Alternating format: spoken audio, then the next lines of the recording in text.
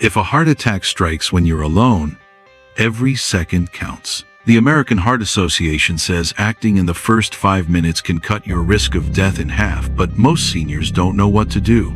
It happens more than you think.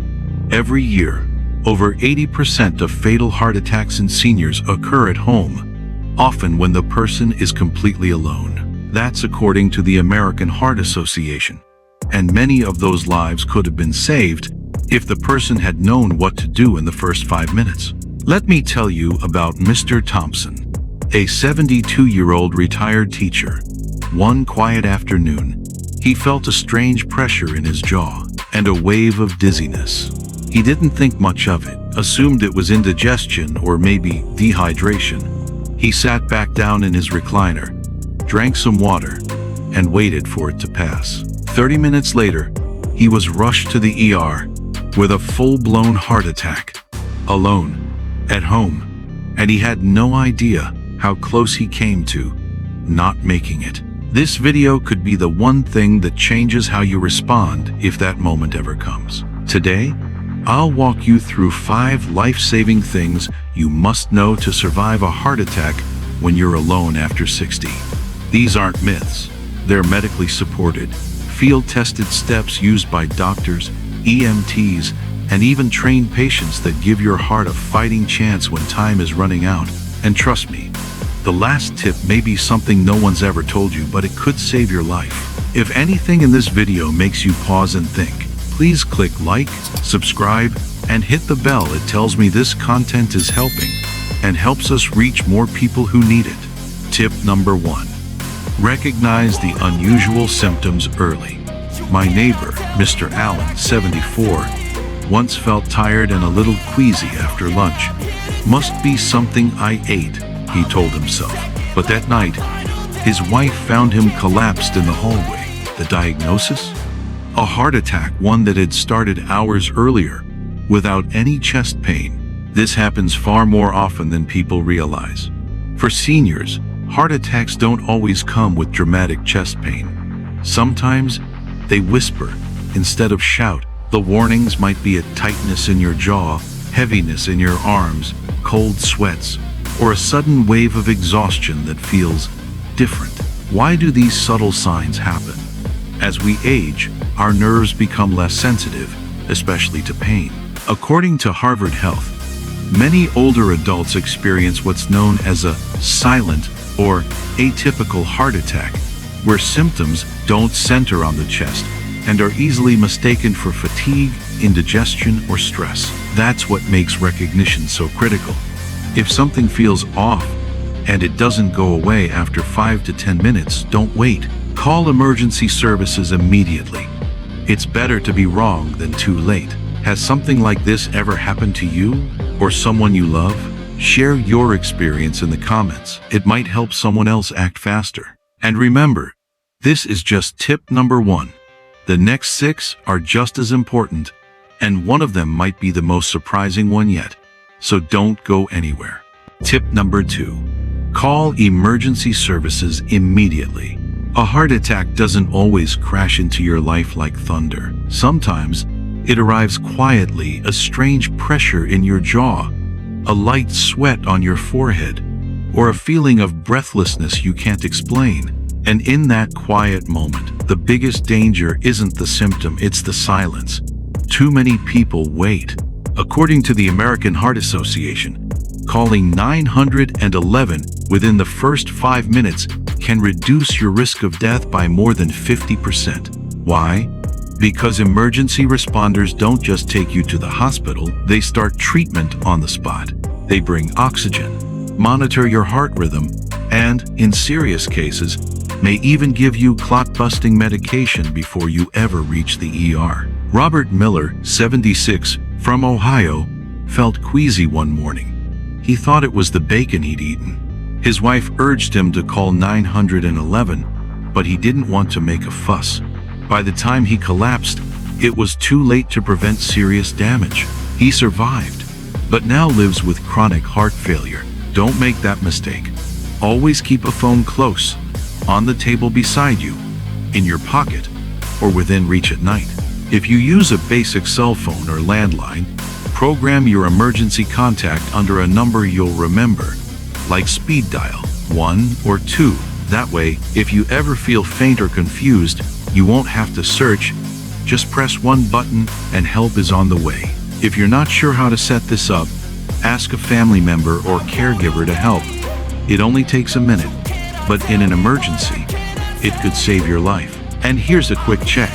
If you've already set up emergency calling on your phone, type 1 in the comments. Let's see how many of us are truly ready for a moment we hope never comes.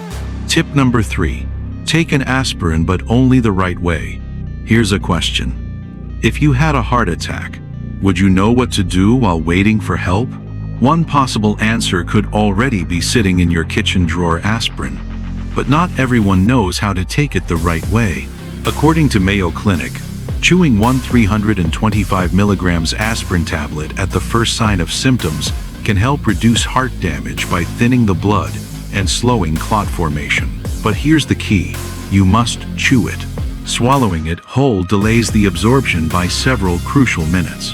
And in a heart attack, those minutes matter. Harold, 70, from Texas, learned that the hard way. When his heart attack started, he took an aspirin but swallowed it with water like usual. Later, his cardiologist told him chewing could have made a real difference. Since then, Harold keeps chewable aspirin in his nightstand and always carries one when traveling. He now tells every friend over 60, "Don't guess, chew." So here's what I recommend. Keep one non-coated 325 milligrams aspirin tablet somewhere easy to reach, like your bedside drawer or purse. But only take it if you're not allergic or have no history of bleeding ulcers. And if you haven't already, set a reminder today to place one in your emergency kit. It takes just a minute, and it could save your life. If you've ever heard this advice before, but weren't sure it was true, hit like, so we know. It's something worth talking more about, and don't forget to share this tip with someone you care about. Tip number 4. Lie on your left side, support your heart while you wait. After you've called 911 and taken your aspirin, what you do next physically can directly impact your heart's survival. Most people instinctively try to sit upright or stay standing, but that can actually increase your risk of fainting and in some cases worsen the heart's oxygen demand. That's why cardiac specialists, including those at the Cleveland Clinic, recommend this.